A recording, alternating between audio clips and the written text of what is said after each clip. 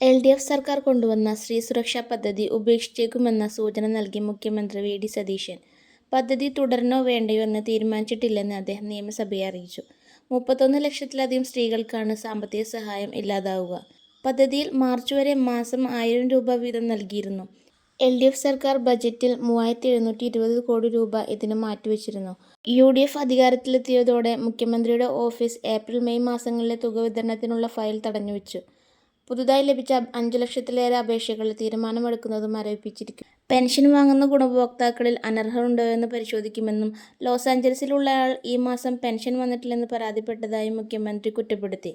മകൻ വിദേശത്തുള്ളതുകൊണ്ട് അമ്മയ്ക്ക് പെൻഷൻ അയോഗ്യത പറയുന്നതിൽ അർത്ഥമുണ്ടോ എന്ന് പ്രതിപക്ഷ നേതാവ് പിണറായി വിജയൻ ചോദിച്ചു. ചുരുക്കി പറഞ്ഞാൽ കുടുംബനാഥയായ സ്ത്രീകൾക്ക് പ്രതിമാസം 1000 രൂപ നൽകി വന്നിരുന്ന സ്ത്രീ സുരക്ഷാ പദ്ധതി സാമ്പത്തിക പ്രതിസന്ധി കാരണം ഉപേക്ഷിക്കാനാണ് സർക്കാർ ആലോചിക്കുന്നതെന്നാണ് റിപ്പോർട്ടുകൾ. അന്തിമ തീരുമാനം വന്നാൽ അതിൻ്റെ ഔദ്യോഗിക വിവരങ്ങളും നിങ്ങളിലേക്ക് എത്തിക്കുന്നതാണ്. വീഡിയോ ഇഷ്ടമായെങ്കിൽ ലൈക്ക് ചെയ്യുക, ചാനൽ സബ്സ്ക്രൈബ് ചെയ്യുക. Thank you for watching.